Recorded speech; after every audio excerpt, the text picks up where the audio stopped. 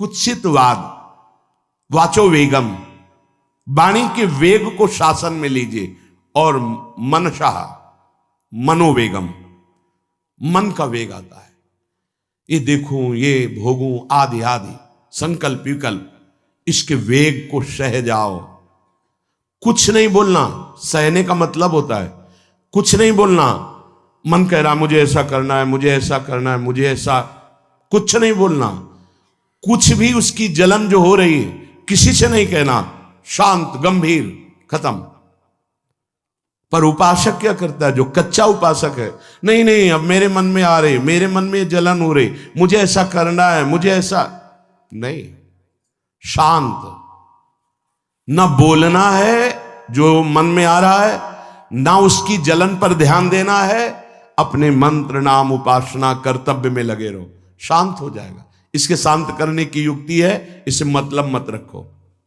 जैसे एक पागल आदमी रोड में खड़े तुम्हारे ऊपर कंकड़ फेंके, थूके, गाली दे, तो अपने लोग क्षमा भाव से कि वो पागल है, ऐसे मन अभी पागल है, इसके निर्णय पे ना हो। ये क्षण क्षण में बदल, इसको भजन से मतलब नहीं है, इसको क्षण क्षण में नवीन नवीन प्रपंच चाहिए। ये मनशा वेगम, मनोवेगम, इसका स्वरूप यही है, यही बंधन और मोक्ष का कारण है। ये क्षण क्षण में प्रपंच चाहता है। 5 ज्ञानेंद्रियों के द्वारा ये जाल रचा करता है जीव को फंसाने का। जहां हो, जैसी परिस्थिति में हो, बहुत अच्छी परिस्थिति भगवान ने दी, उसी परिस्थिति में भजन कर ले जाओ। परिस्थिति बदलने की जरूरत नहीं है, भजन करने की जरूरत है। भजन कर ले गए तो स्थिति बदल जाएगी, परिस्थिति नहीं। परिस्थितियां कहीं भी अनुकूल नहीं होती, स्थिति अनुकूल बनाई जाती। भजन के द्वारा स्थिति, जीवन में कभी कोई परिस्थिति ही ऐसी नहीं रही जिसमें भजन किया जा सके। जीवन में पूरे, अगर पूरे जीवन के तारतम्य को देखते हैं तो एक कष्ट की वेदी पर स्वाहा ही स्वाहा होता रहा है। जीवन की आहुति केवल कष्ट पर, और आज भी कष्ट ही कष्ट। फिर आप सोचोगे सुख किसे कहते हैं? ऐसे कांटों वाले पेड़ पर ऐसा सुगंधित फूल खिलता है कि जिससे परमात्मा मुग्ध हो जाता है। जीवात्मा नहीं, परमात्मा मुग्ध हो जाता है। वो ये मार्ग है। उस सुमन को लेकर वो अपने श्रृंगार में लगा लेते हैं। सुमन, सुंदर मन, ये कांटों पे खिलता है। जैसे गुलाब का फूल कांटों पे नहीं खिलता, हाँ ये कांटे हैं। हर द्वंद की पीड़ा को सहता हुआ जब उपासक आगे बढ़ता है तब सुमन खिलता है। उस सुमन को प्रियाजू अपने केश पास पे धारण करती है। उस सुमन को प्रियाजू अपने कर कमल में लेती है। अगर आप सहना नहीं सीखे, मांगे बनी रही हृदय की, ऐसा हो तो भजन हो सकता है, ऐसा हो तो भजन, तो लिख लो आप। मन बहुत चंचल है, इसको हर समय नवम नवम नवम, जहां जैसी परिस्थिति उसी में भजन करके निकल चलो। गृहस्थ में हो, विरक्त में हो, गांव में हो, शहर में हो, जहां जैसी परिस्थिति, परिस्थिति बदलने की कोशिश मत करो, स्थिति बदलने की कोशिश करो। जिनको लगता है परिस्थिति बदल जाएगी तो भजन होने लगेगा, नहीं। भजन होने लगेगा तो किसी भी परिस्थिति में भजन होने लगेगा। भजन नहीं तो किसी भी परिस्थिति में नहीं होगा, पक्का समझ लीजिए। इसलिए मनोवेगम, ये जो मन का वेग आ रहा है, इसको आप सहना सीखो और प्रियाजू पर भरोसा रखो। उनको जैसी परिस्थिति देनी होगी दे देंगी ना, भरोसा रखो। अगर मांग मुख से निकाल दी तो अधूरापन साबित हो जाएगा कि हमको ये खाना पीना, ये हमको पहनना, ये ऐसी परिस्थिति, ये ऐसी छोड़ दो। जोई जोई प्यारो करे सोई मोहि भावे। शांत हो जाओ, मन के वेग को सह जाओ। क्रोध वेगम, महाप्रभु कह रहे कुत्सितवाद विकार है। समस्त विकारों में प्रधान विकार होता है काम। काम से ही क्रोध का प्रादुर्भाव होता है। क्रोध एक वृत्ति है जो आने जाने वाली, स्थायी कोई नहीं है। जिस समय आपके अंदर क्रोध आए इस समय मौन होकर हट जाइए वहां से, तुरंत जाकर थोड़ा ठंडा पानी पिए, प्रभु के चरणारविंद की तरफ अपनी वृत्ति को ले जाने की कोशिश कीजिए। उस व्यक्ति से चिंतन हटाइए जिससे क्रोध आ रहा है, उस व्यक्ति की उस क्रिया से चिंतन हटाइए जिससे क्रोध आ रहा है, हट जाइए। ये क्रोध का वेग अगर आता रहा तो भजन करने पर भी अनुभव नहीं हो पाएगा। एक बार अच्छे से क्रोध आ जाए, अंदर हृदय जल जाए, तो 1 महीने भजन के प्रभाव को रोक देता है पूज्य बाबा के उसमें। फिर आप अगर 12 बार साल में आ गया तो क्या अनुभव में आ गया। इसीलिए 20-20, 50-50 वर्ष हो रहे हैं, कुछ अनुभव में नहीं आ रहा। बहुत सावधान। क्रोध हमारा नाश करता है, किसी और का नहीं। हमारे भजन का, हमारे हृदय के आनंद का, हमारी वृत्ति का बड़ा हल्का स्वरूप हो जाता है क्रोधी पुरुष का। इसलिए क्रोध को सहना है, उसके वेग को सहना है। वाणी के वेग, मन के वेग और क्रोध के। अगर क्रोध के वेग को सह गए तो अगला है हिंसा का वेग। वो अपने आप सह जाओगे, क्योंकि क्रोध से ही हिंसा होती है। हिंसा का वेग, वाणी के द्वारा बहुत हिंसा होती है। ऐसे कठोर वचन बोल दिए जाते हैं जो हृदय को चुभते रहते हैं। बाहर का डंडा लगा है, पिटाई हुई तो 2-4 दिन में ठीक हो जाएगा, लेकिन हृदय में जब पिटाई की जाती है कठोर वचन के द्वारा, तो 10 साल बाद अगर दिखाई दे तो फिर ये वो बोला था, ऐसा बोला था, वो हृदय में घाव बना रहता है। वाणी का हिंसात्मक स्वरूप प्रायः क्रोधी जनों में ही पाया जाता है। अगर क्रोध वेग को सह गए तो वाणी के द्वारा हिंसा नहीं होगी, और मन के द्वारा मलिन हृदय में हिंसा का भाव होता है कि चलो हम वैष्णव में मारेंगे तो नहीं, पीटेंगे तो नहीं आपको, लेकिन भगवान तुम्हारा नाश करेंगे, भगवान बहुत जल्दी, ऐसा भाव मन में, ये भी हिंसा है। शरीर के द्वारा तो ना वाणी के द्वारा, ना मन के द्वारा, ना शरीर के द्वारा। क्यों? उसके हृदय में भगवान बैठे हैं, हमको उनको रिझाना है, हमें निर्दोष होकर भगवत प्राप्ति करनी है। ये हजारों दोषों की पंक्तियां यहां हैं। कोई कह दे हम निर्दोष हैं, हमें लगता है कि यही सबसे बड़ा दोष है। नहीं तो अंदर देखा जाए ना तो क्रम क्रम से धीरे धीरे निर्दोष हुआ जा रहा है प्रभु की कृपा से। कोई जन्म से निर्दोष नहीं होता, वो तो अवतार होते हैं भगवान के। एक पद में था, शरण जिसको ले ली हृदय से लगा, और विषय पंख से धीरे धीरे, क्रमशः विषय पंख से धीरे धीरे उसको हटाया। हित जो महाराज जी के लिए आया, हमारे हृदय को धीरे धीरे निर्विषय किया जा रहा है। और सहत सहत बाढ़े भगत ग्रहतन गुरु हितगार, इन दोनों का मिलान कर धीरे धीरे सहाते सहाते हमें निर्विषय किया जा रहा है। आचार्य चरण, इष्ट देव, गुरुदेव कर रहे हैं, हमको राजी रहना है। जैसी परिस्थिति है, जैसी भी हमें गुरुदेव रख रहे हैं, इष्ट देव रख रहे हैं, हमें राजी रहना है। इससे क्या होगा कि हमारे अंदर क्रोध नहीं आएगा, गुस्सा नहीं आएगा। नहीं, ये इतना बेईमान मन है कि इष्ट देव पे भी गुस्सा कर सकता है, ये आचार्य पे भी गुस्सा कर सकता है, ये परम कृपालु गुरुदेव पर भी गुस्सा कर सकता है। क्रोध वेग सह गए तो वाणी और मन और शरीर के द्वारा जो हिंसा का वेग है उससे बच जाएंगे। फिर कह रहे हैं उदर वेगम, उदर वेग भूख। आप लोगों को तो हमें लगता है कि इस वेग को सहना ही नहीं पड़ता। ये जो विरक्त गंगा किनारे घूमने वाले हैं, इनको ज्यादा इस वेग को सहना पड़ता था, क्योंकि प्रायः कभी ऐसे शाम के समय पहुंचना होता, जब आप गंगा किनारे नहीं रुक सकते तो आश्रम, अब वहां पूछ लिया तो पूछ लिया, नहीं पूछ लिया तो राधे श्याम पढ़े। अगर कोई मंदिर मिल गया तो हम आश्रम आदि कोई खोजना ही नहीं, गांव में तो जाना ही नहीं है, क्योंकि नवीन अवस्था में कभी गांव में भिक्षा भी नहीं मांगी, आकाश वृत्ति का ही आश्रय लिया जो शास्त्र सम्मत। गांव में कभी पूरे जीवन में किसी गांव में किसी एक रात्रि किसी घर में कभी शयन नहीं।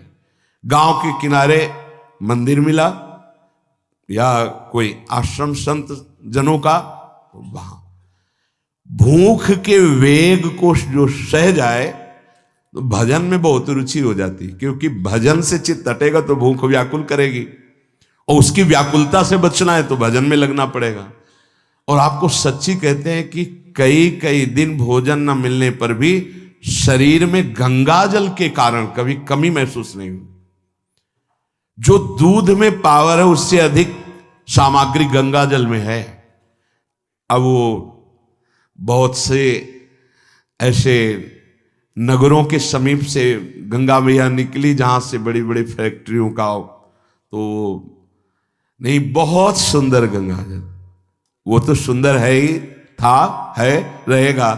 अपने लोग बड़े बड़े ऐसे नाले ऐसे जिससे वो भाव तो है पर वस्तु तत्व तो है, पर जो दृश्य है वो अब गड़बड़ हो रहा है। ऐसे यही बड़ा नाला गिर रहा है सामने जाके, अब वहां ऐसे रजले के ऐसे लगाओ तो दुर्गंध युक्त निकलेगी, क्योंकि वो ऐसे देखो तो ऐसे पदार्थ बहते नजर आ रहे कि अब ये दुर्भाग्य ही है समय का कि परम पावन गंगा यमुना जैसी नदियां जहां स्नान आचमन और भरपेट जल पीकर परम पवित्र और भगवदानंद में डूबा जाता था, वो भी सौभाग्य छिन रहा है। तो अगर सब सुविधा है तो भी हफ्ते 10 दिन में एक बार इस वेग को सहना तो सीखे। कस के भूख लगे और आज नहीं पाएंगे। एक दिन किसी व्रत का अनुष्ठान करने के लिए हम नहीं कह रहे, लेकिन इस वेग का आनंद तो लीजिए ना कभी। एक टाइम का छोड़ दीजिए, एक दिन केवल हफ्ते में सुबह थोड़ा ले लिया, बस अगले सुबह लेंगे थोड़ा, तो आपकी दिनचर्या नहीं बाधित होगी। आपको तो मिल रहा है ना, मिल ही नहीं रहा था।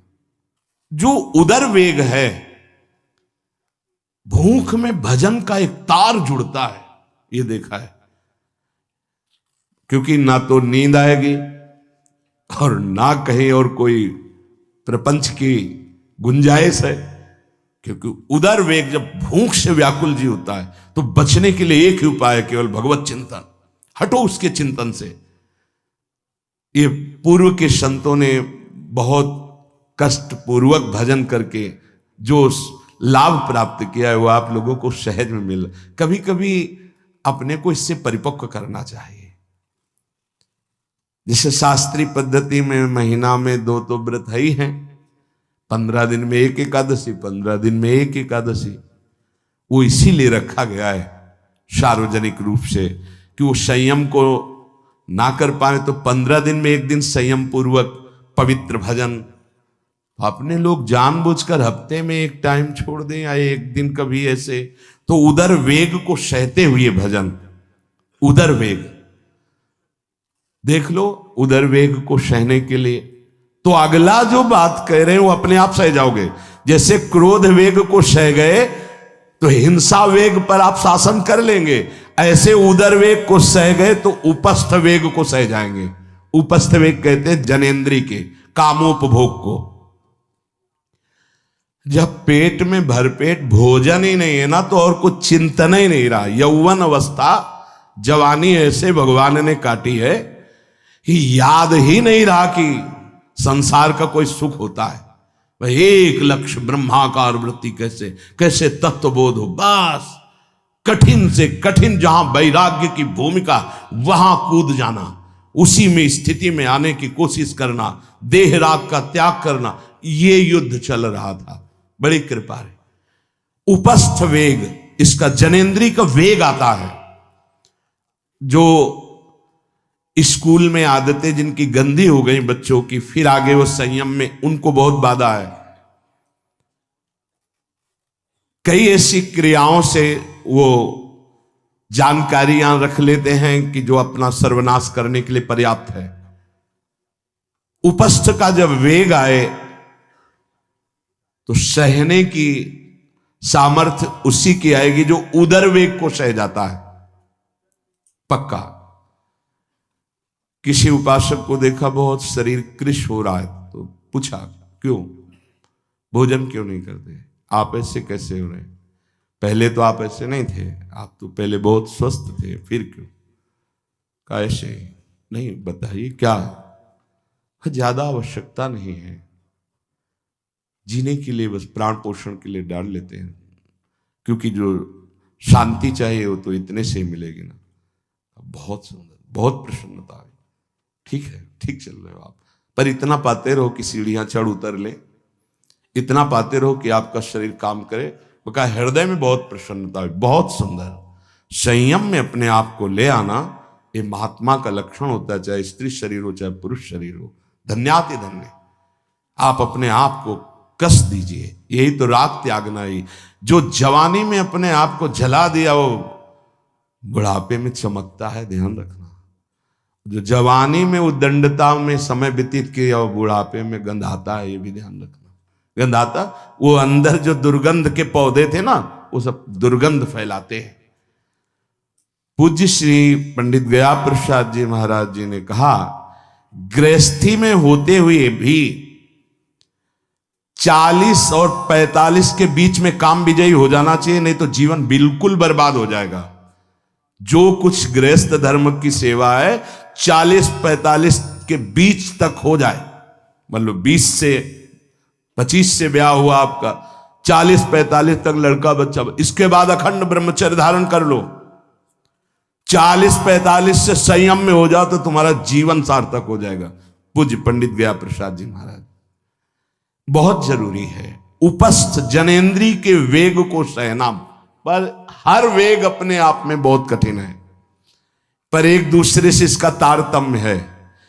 यदि उदर वेग रसेंद्री को आप शासन में ले लिए तो जनेन्द्री को आप शासन में ले लेंगे, और अगर रसेंद्री को शासन में ले लिया तो जनेन्द्री को शासन में ले सके असंभव, पक्का। और जनेन्द्री रसेंद्री के सब खिलवाड़ चल रहे, तो परमार्थ और भगवत प्रेम प्राप्ति तो सब अभ्यास जिनका भगवदाकार हो गया है, वो विषयान ग्रहणंत मुंचंत हुआ। जब इंद्रियों पर शासन बाबा ने अपने किया तो 24 घंटे में एक कवल पाते थे, एक कवल, आश्चर्य होता है। ऐसे सामने दाल रोटी सान ली गई और एक कवल जितना, बाबा सिद्धासन पद्मासन का से। और जब भगवदानंद ब्रह्मानंद में 70 घरों में एक दिन में भिक्षा में जाते थे, एक दिन भिक्षा। अब वहां गए तो एक कवल तो पाया ना, तो 70 कवल हो गए। विषयान ग्रहणंत मुंचंत हुआ, कोई फर्क नहीं पड़ा। पर हम क्या होता है कि स्थिति होती नहीं तो सिद्धों की नकल करने लगते नहीं।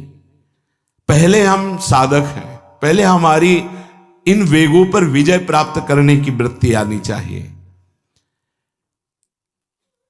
वाणी का वेग, मन का वेग, क्रोध का वेग, हिंसा का वेग, उदर का वेग और जनेन्द्री का वेग, एतान वेगान सहते यस्तु विद्वान। वही शास्त्रों के रहस्य को जानने वाला परमार्थी है जो इतने वेगों को सह जाए। निंदा चास्य हृदयम नोपहन्यात, इसके बाद जब उसकी निंदा हो तो उस पर कोई फर्क नहीं पड़ना चाहिए। इसके बाद जो इन सब वेगों को सह गया है, अब उसकी निंदा हो रही, कोई निंदा कर रहा है तो उसको आनंद पूर्वक सह जाए। ऐसा क्यों कहा? इसके बाद अगर दोष है, निंदा हो रही, तब तो संभालना ही, ये गलती हो गई आपसे। जब आप दोष रहित है फिर निंदा हो रही तो आनंद पूर्वक आपको उसका विरोध नहीं करना, सहना है। क्योंकि ये सहना बिल्कुल भगवत साक्षात्कार के नजदीक ले जाएगा। देखो, अपमान, निंदा, तिरस्कार, असलियत में हम कैसे साधक हैं इन्हीं के द्वारा परिचय होता है। पूज्य स्वामी श्री अनंग बोधाश्रम स्वामी जी महाराज बड़े महापुरुष थे, जिनको स्वयं करपात्री जी महाराज मूर्तिमान ब्रह्म कह के साष्टांग दंडवत करते, दिगंबर रहते थे, नंग धड़ंग, केवल गंगा के ही तट पे।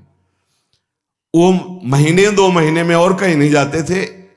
एक बड़े वकील साहब थे, वो भिक्षुकों को रोटी दाल ऐसे रोज बंटवाते थे, उनकी पंक्ति में लगने जाते थे। महीने 2 महीने में एक बार पंक्ति में लगते थे जाके, नंग धड़ंग अवधूत वेश जटाएं, और जरूर ऐसी चेष्टा करते थे जिससे उनको धक्का मुक्की लगा दी जाए। तो एक दिन गए, लाइन में खड़े हुए, फिर 2 लोगों को क्रॉस करके आगे लाइन में, फिर आगे लाइन, तो जो नौकर डंडा लिए खड़े थे उन्होंने कहा तुम्हें बार बार मना किया, 1-2 डंडे लगे, फिर आगे जाके खड़े हो, धक्का मारा, पीछे किया। और ऐसा ये महीने 2 महीने में वहां सहने जाते थे। अचानक उस दिन वकील निकले, उन्होंने देखा अरे स्वामी अनंगबोधास, पता है तुम्हें कौन? साष्टांग दंड। उस दिन से जाना बंद कर दिया।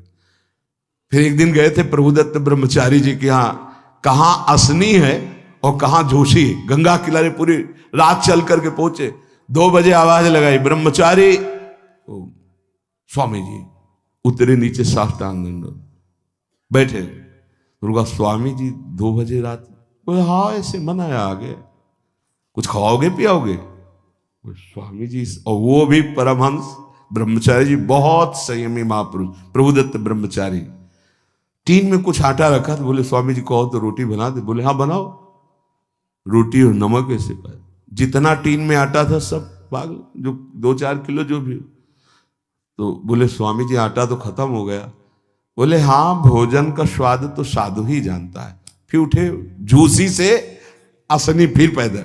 हे संतों की मौत, अपमान, तिरस्कार, क्षुधा, हर वेग, ये हमारी कसौटी है। परमार्थ का पथिक चाहे जिस मार्ग का हो। देखो सुदामा जी गृहस्थ मार्ग के कितने उच्च कोटि के, नरसिंह मेहता गृहस्थ मार्ग में कितने उच्च कोटि के। एक कभी तो सौभाग्य ऐसा प्रभु देते जब कोई हमारी निंदा करता है, ये सौभाग्य है, हमें सहने का सौभाग्य मिलता है। कभी तो कोई अपमान करता है जब, तो भगवान से प्रेरित होकर वो सौभाग्य मिलता है। ये साधक को उस समय चिड़चिड़ा नहीं होना चाहिए, उस समय मुस्कुराना चाहिए कि आज मेरी स्थिति का थर्मामीटर डाला जा रहा है, कैसे हो, नहीं आनंदित है। पर देख लो, प्रशंसा होगी तो चेहरा खिला हुआ गुलाब के फूल की तरह मिलेगा, और निंदा होगी तो ऐसे होगा। ऐसा नहीं होना चाहिए। नहीं करत जे अनसहन निंदक, तीनों पे अनुग्रह कियो। इसीलिए पूज्य बाबा कह रहे कि इसके बावजूद, अर्थात समस्त वेगों को सहन करने के बावजूद तुम्हारी जब निंदा हो और उसको सह जाओ, तब तुम परमार्थ के शूरवीर योद्धा कहे जाओगे। विपत्ति में सब साथ छोड़ देते हैं तो हृदय के भी साथी साथ छोड़ते हैं, ध्यान रखना। जब विपत्ति आती है तो मन भी साथ देना बंद करने लगता है, विपरीत जाने लगता है, बुद्धि भी विपरीत जाने लगती है। इसलिए जो विपत्ति में अपने धैर्य और साहस को न खोकर अपने सिद्धांत से चलता है उसे महात्मा कहते हैं, चाहे वो गृहस्थ हो चाहे विरक्त हो। ध्यान दीजिए, संपत्ति में, अनुकूलता में तो सब सावधान होने की कोशिश करेंगे, बड़ी कृपा है भगवान की। यहां कहने विपत्ति में सब साथ छोड़ते हैं, ये जीवन में देखा है। विपत्ति में ना तो बाहरी कोई साथ देता है और न मन साथ देता है, उस समय भजन साथ देता है, भजन। विपत्ति में हृदय को जो दृढ़ रखे, धैर्यवान और साहस बिल्कुल ना गिरने पावे, आगे बढ़ो, नाम जब तुम्हारा भजन वैसे ही चलना चाहिए, तब समझना चाहिए कि हमारी साधना परिपक्व। विपत्ति में कोई साथी नहीं होता, देखा गया है, कोई साथी नहीं। मन भी धोखा दे देता है, मन भी, अपना मन भी साथी नहीं, उस समय केवल भजन साथी होता है। तभी विपत्ति को कुंती जी ने मांगा, क्योंकि उस समय एक ही साथी होता है, हरि बस। संपत्ति में तो बहुत साथी मिल जाएंगे, अब तो साथी ही साथी हैं, जिधर देखो उधर साथी हैं। और उस समय तो जिधर देखो उधर केवल हरि है, दूसरा कोई है नहीं। ये बड़ा सुख मिलता है जब तिरस्कार और विपत्ति एक साथ होती है, तो सीधे प्रभु से फोन में बात होती, सीधे प्रभु होते हैं कि आपके सिवा को। इसीलिए बहुत प्रवीण है कुंती माता, इसीलिए कहा कि मुझे विपत्ति दीजिए जो हर कदम में आपका स्मरण कराती है। अच्छा, प्रभु जब कृपा करते हैं तो ऐसी विपत्ति देते हैं कि अंतिम श्वास तक वो बनी ही रहती है, अंतिम श्वास तक बनी रहती है। हर कदम पर जैसे गार्ड रखा जाता है ना, सावधान, यहां से ऐसे ऐसे ऐसे हर समय विपत्ति महारानी सावधान, तुम्हारा जीवन कभी भी नष्ट हो सकता है, किसी भी क्षण नष्ट हो सकता है, इसलिए हर समय लक्ष्य पे रखो अपनी दृष्टि प्रिया प्रीतम पे। ये कृपा होती। तो उपासक को जब विपत्ति मिले, सब साथ छोड़ दें, मन भी ना लगे, तब धैर्य और साहस दोनों को सुरक्षित रखते हुए साधना में समय आया है, परीक्षा आई है, फेल मत हो, धैर्य पूर्वक डटे रहो, निकल जाएगा। ये तूफान है, मन का तूफान है, माया का तूफान, निकल जाएगा, आगे बढ़ो। अगर भूल गए तो इससे बड़ी कोई हानि नहीं होगी, ध्यान देना। साहानिस्तन महच्छिद्रम सा चांद्र जड़ मूढ़ता यन्मुहूर्तम क्षणार्धम वा वासुदेवम न चिंतयेत। अय उपासक, वो मुहूर्त, वो आधा क्षण जिसमें आप अपने प्रभु को भूल गए, किसी भी प्रकार से अपमान को देखकर, निंदा को सुनकर, विपत्ति के जग, सबसे बड़ी हानि हो जाएगी। आधे क्षण के लिए भी प्रभु को नहीं भूलना। सबसे बड़ी त्रुटि अंधापन, जड़ता, मूर्खता होगी कि उपासक निंदा सुनकर अपमान की परिस्थिति में या विपत्ति में अपने प्रभु को भूल जाए। नहीं, एक क्षण के लिए भी नहीं, ना संपत्ति में भूलेंगे और ना विपत्ति में भूलेंगे। जो उपासक है वो ममता शून्य होता है, इसलिए उसका भजन नहीं रुक सकता। न शरीर पे ममता है, न किसी संबंधी पे ममता है। तो विपत्ति किस पे आएगी? इन शरीरों पर ही तो आती है। विपत्ति किस पे आएगी? संबंधों पर ही तो आएगी। तो उसका भजन क्यों नहीं रुकता? क्योंकि ममता शून्य है। इसीलिए इस ममता पर प्रहार गुरुदेव करते हैं, आचार्य शास्त्र करते हैं। ममता शून्य बनो, अपनी ममता केवल प्रियालाल से। तो भारी विपत्ति में भी हमारी ममता सुरक्षित श्यामा श्याम से, उनका चिंतन चलता है। एक एक कदम पर वो मुस्कुराते नजर आते हैं जब किसी का सहारा नहीं होता, किसी का भरोसा नहीं होता, कोई अपना नहीं होता है। ये जानबूझ करके किया जाता है, नहीं तो संसार में सबके कुछ न कुछ अपने होते हैं। संसार में कुछ न कुछ सपने होते हैं और कुछ अपने होते हैं। जानबूझकर सब सपने मिटाए जाते हैं और सब अपनेपन मिटाए जाते हैं। हमारा स्वप्न भी प्रभु होते, कल्पना, भावना, चाहत, गति जो हमारे प्रभु होते हैं, हमारा अपनापन भी प्रभु से होता है। अब व्यवहार में सब अपने हैं। अब देख लो, पहले एक बार अपनापन हटाया, ममता हटाई, प्रभु के चरणों में रखी। इसके बाद अब सबसे प्रभु भाव से नाते नेह राम के मने, अब कोई फर्क नहीं। पर अभी ममता से समता में नहीं पहुंचे, इसलिए ममता हटानी है। एक बार हटाओ, अपने शरीर से, अपने संबंध से, अपने इंद्रियों के भोगों से ममता हटाकर श्री जी के चरणों में। एक अहमता ममता ये जग में है दुखदाई, ये जब श्री जी की ओर लगे तो होत परम सुखदाई। उपासक को क्यों विघ्न नहीं पड़ता भजन में? क्योंकि उसकी कहीं ममता ही नहीं होती। अब वो पधार गए, आओ तो मृत्यु लोक है, जाना ही है, राधा राधा राधा। बलराम ब्रजवासी बताते हैं कि उनके बगल में एक गृहस्थ भक्त थे, तो उनका पुत्र मथुरा गया तो एक्सीडेंट से पधार गया, और उनके 4 घंटे जप का नियम था, तो 2 घंटे हुए थे, वो जप रहे थे। सूचना ही कि आपके पुत्र का एक्सीडेंट हो गया और ऐसा ऐसा, तो उनका है पधार गया। बोले पधार गया? बोले जब पधार ही गया तो आगे का कार्य आप लोग देखो, 2 घंटा रह गया, पूरा जप हो जाने पर ही हम उठेंगे। पूज्य श्री मुखिया जी महाराज जो इस समय गाते हैं, राधा वल्लभ जी इनके पिताजी, बड़े मुखिया जी कहे, जहां राधा वल्लभ जी के सामने हारमोनियम में ऐसे हाथ रखा और एक बार राधा वल्लभ जी को देखा, आंख बंद की, तो समाज पूरी होने के बाद ही आंख खुलेगी। इतने में सूचना है कि आपके बड़े पुत्र को अग्नि के द्वारा ऐसा, तो शरीर पूरा हो गया। तो बस राधा वल्लभ जी की तरफ देखा, आंख मूंद ली, पूरी समाज करने के बाद ही उठे। क्यों? क्योंकि ममता शून्य है। ममता युगल चरणारविंद में राधा वल्लभ लाल जी के जाने का समय निश्चित है, चला गया। अब हम श्री जी की सेवा में उसका मंगल ही होगा, ये आना बड़ा कठिन है। ममता का त्याग होना बड़ा कठिन।